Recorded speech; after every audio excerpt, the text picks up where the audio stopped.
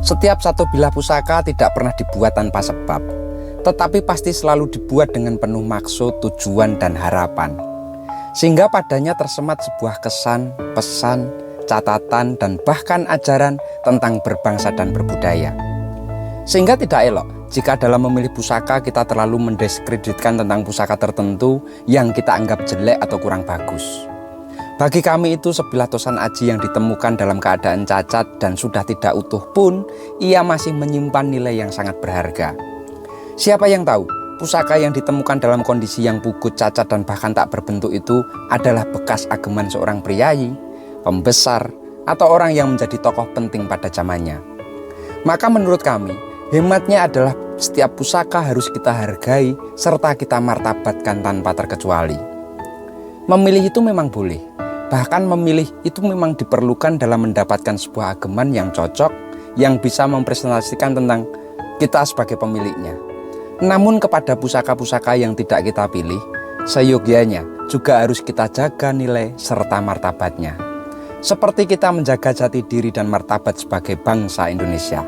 Wah Jan, pembukaan wis koyok politikus ulung ya. Wis lah, sekarang ayo waktunya kita babar pusaka lagi. Karena di video ini akan kita babar salah satu pusaka legendaris yang sangat istimewa. Simak videonya sampai akhir. Pusaka ini kami abadikan dalam bentuk gambar yang kita sematkan pada kaos merchandise Palu Gada 444. Bagi yang nanti akan memahari pusaka ini, akan include mendapatkan kaos eksklusif yang sudah kami sematkan foto dari pusakanya. Jadi kalau nanti misal mau pamer pusaka ke teman-teman, tidak perlu bawa kerisnya. Cukup pakai kaosnya saja sudah bisa pamer. Nah, bagi yang tidak berjodoh dengan pusaka ini, tetap bisa mendapatkan kaosnya lewat akun merchandise-nya Palu Gada 444. Minimalnya kita bisa turut serta berbudaya lewat baju yang kita pakai sehari-hari. Baiklah, sekarang mari kita bahas untuk pusakanya.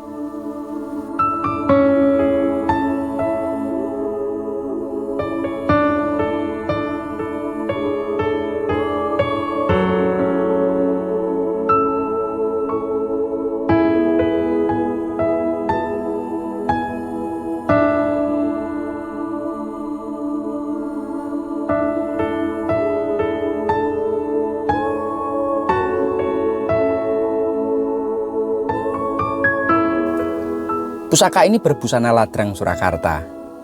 Bahan kayunya cendana wangi, yaitu salah satu bahan kayu warangka yang paling diunggulkan khususnya untuk keris-keris Surakarta. Rician warangka ini cukup detail. Lekuan-lekuannya begitu tegas sehingga mampu memberi kesan begitu gagah dan berwibawa. Ia juga dilengkapi dengan pendok perak ukiran yang detail, rapi, dan cukup tebal. Secara keseluruhan, busana warangka ini benar-benar menuntut hati.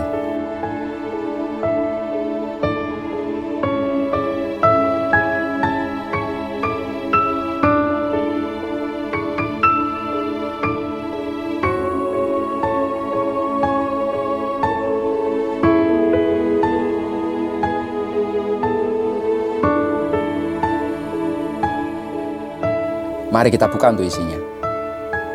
Pusaka berdapur Sengkelat Luk 13 Pamor Segoro Muncar Tangguh Mataram Amangkurat.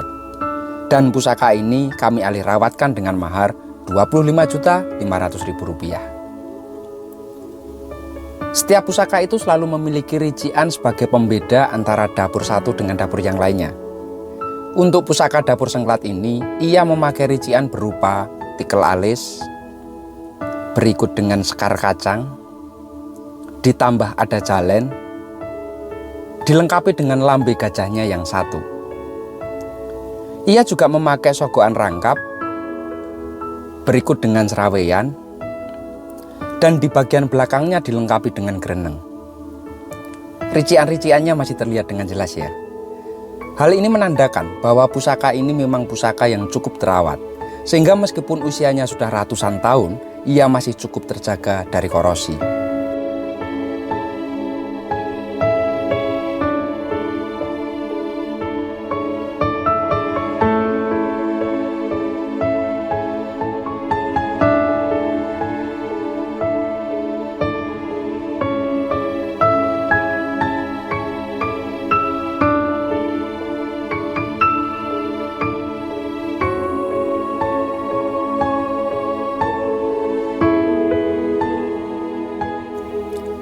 Dalam riwayatnya, ada dua versi yang menceritakan mengenai hal ihwal penciptaan dapur sengkelat. Versi pertama itu menceritakan bahwa keris dapur sengkelat dipesan kepada Empu Supo Mandrangi oleh Sunan Bonang. Dan versi kedua dipesan oleh Kanjeng Sunan Kalijaga.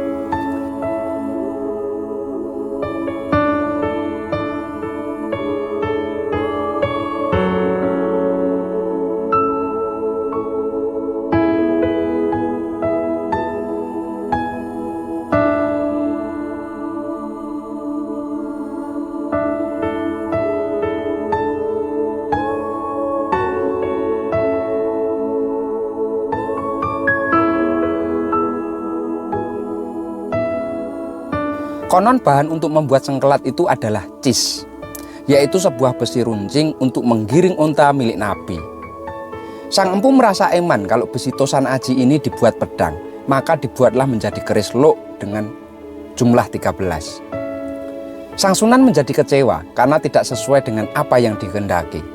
Menurutnya, keris merupakan budaya Jawa yang berbau Hindu. Seharusnya besi itu dijadikan pedang yang lebih cocok dengan budaya Arab sebagai tempat asal dari agama Islam. Maka oleh Sang Sunan disarankan agar Kiai Sengkelat itu diserahkan kepada Prabu Brawijaya V. Ketika Prabu Brawijaya V menerima keris pusaka tersebut, Sang Prabu menjadi kagum akan keindahan dari keris Kiai Sengkelat ini. Dan akhirnya keris Kiai Sengkelat menjadi salah satu piandel kerajaan yang mampu mengalahkan keris condong campur, sekaligus menyingkirkan pagebluk yang melanda nagari Majapahit.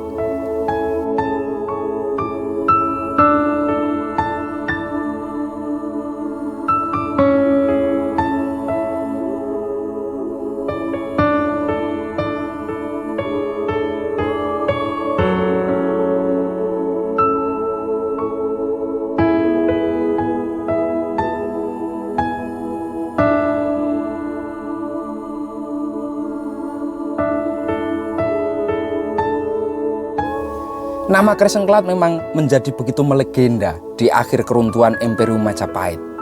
Jejak besar yang ditinggalkan dalam menelusuri keris sengkelat dapat ditemukan pada naskah Babat Demak. Balik lagi kita ke pusaka sengkelat satu ini. Pusaka ini memang memiliki pamor segoro muncar dengan tatanan pamor yang begitu rapi dan presisi berada di tengah bilah. Dalam guratan pamor ini tersemat sebuah doa agar sang pemilik senantiasa dimuncirkan dalam karirnya, dilancarkan dalam rezekinya, serta digangsarkan langkah hidupnya. Wallahu a'lam.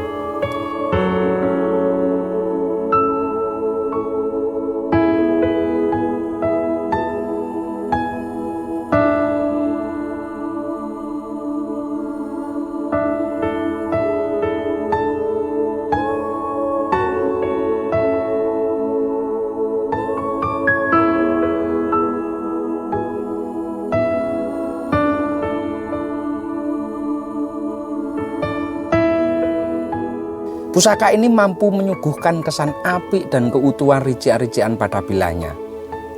Kembang kacangnya yang gelung wayang dengan gemulainya diimbangi dengan lekuan pada gandek yang mencuri perhatian tersendiri.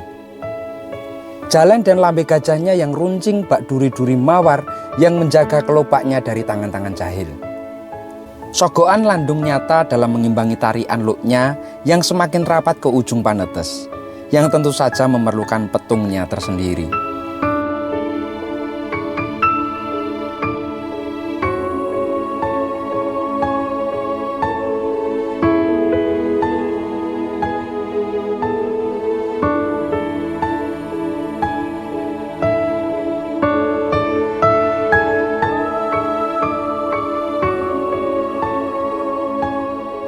Tidak harus dengan gebyar pamor untuk menunjukkan kegagahan ataupun kewibawaan sebuah pusaka.